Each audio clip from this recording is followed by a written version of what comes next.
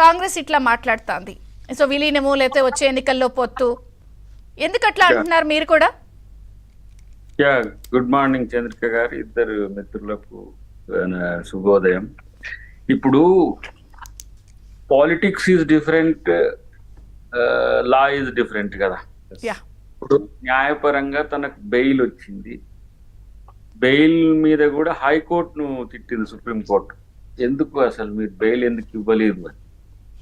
So ఇక్కడ bail చర్చన liquor చర్చన అన్నప్పుడు bail చర్చ అయితేనేమో బెయిల్ వస్తుంది, రావాలి, ఇవ్వలేదు. ఎందుకంటే మనీష్ సిసోడియానే కాదు, కేజ్రీవాల్ కూడా ఇంటీరియం బెయిల్ ఇచ్చిండ్రు, మళ్ళీ ఇమీడియట్ గా మళ్ళీ తీసుకుపోయిండ్రు. సో తను ఎవిడెంట్ గా ఉన్న పరిస్థితి నుంచి, ఎవిడెన్స్ తో ఉన్న పరిస్థితి నుంచి ముద్దాయిగా మార్చిన వైనం కూడా వాళ్ళు కోర్టు చేసుకున్నారు. దానికి సుప్రీంకోర్టు సరే, క్రిమినాలిటీ అనేది ఫైనల్ జడ్జిమెంట్ లో ఉంటది.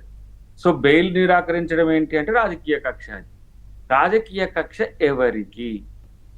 కాంగ్రెస్ పార్టీకి అయితే కాదు కదా. మేము పెడితే ఆడ కేసులు పెడితే అరెస్ట్ చేసి జైలు చేసేది లేదు కదా. బీజేపీ కవిత గారి యొక్క ఆ పాత్రను సీరియస్ గా పెంచేసింది. ఎందుకు? తన రాజకీయ ప్రయోజనం కోసం. ఏం రాజకీయ ప్రయోజనం? తెలంగాణలో తను బలపడాలంటే బీఆర్ఎస్ ను హోల్డ్ చేయాలి. ఎట్లా చేయాలి? మొదట కేసు పెట్టడం వరకే చేసింది, ధర్నా చేసి ఎవిడెన్స్ గా ఉన్నది కాబట్టి ఆమెను అరెస్ట్ చేయాలని పెట్టిండ్రు. తర్వాత ఎవరినో అప్రూవర్ గా మార్చి దాన్ని ఆమెనే ముద్దాయిగా కూడా చేర్చింది, వన్ ఆఫ్ ది అక్యూజ్డ్ గా చేర్చిన తర్వాత ఎలక్షన్ల ముందు అరెస్ట్ చేయకపోయేసరికి ఊరికనే అట్లా కేసు పెట్టిండ్రని చెప్పి జనం మేము నమ్మకపోయేసరికి ఇట్లా కాదు, అరెస్ట్ చేస్తేనే మనకు పొలిటికల్ మైలేజ్ వస్తుంది, అరెస్ట్ చేసిండ్రు. ఎవరు? అది బీజేపీ వాళ్ళే.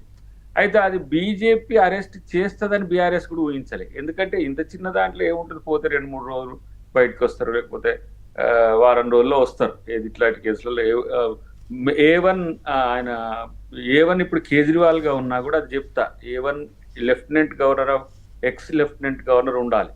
అది బీజేపీ పెట్టలేదు ఆయనను.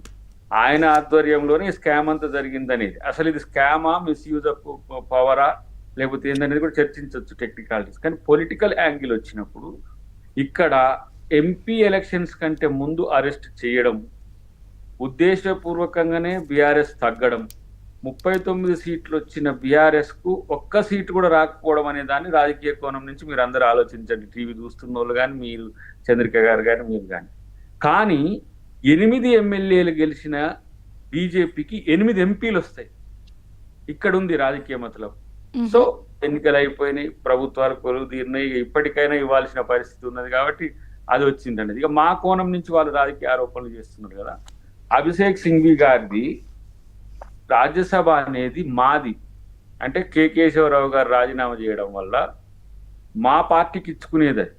సో ఆ పార్టీ పరిస్థితుల్లో బీజేపీ దాన్ని రాజ్యసభ ఇచ్చారు అభిషేక్ సింఘ్వి గారి కంటే. అభిషేక్ సింఘ్వి గారు మా యొక్క పార్టీ ఏ రాష్ట్రంలో ఉన్న ప్రధాన అంశాలైనా కూడా వారే అడ్వకసీ చేస్తారు. వారు సల్మాన్ ఖుర్షిద్ గారు, ఇంతకుముందు కపిల్ సిబల్ గారు ఉండే, వారు అడ్వకేట్ కమ్ పొలిటికల్ లీడర్ కాబట్టి సుప్రీంకోర్టులో కూడా లీడింగ్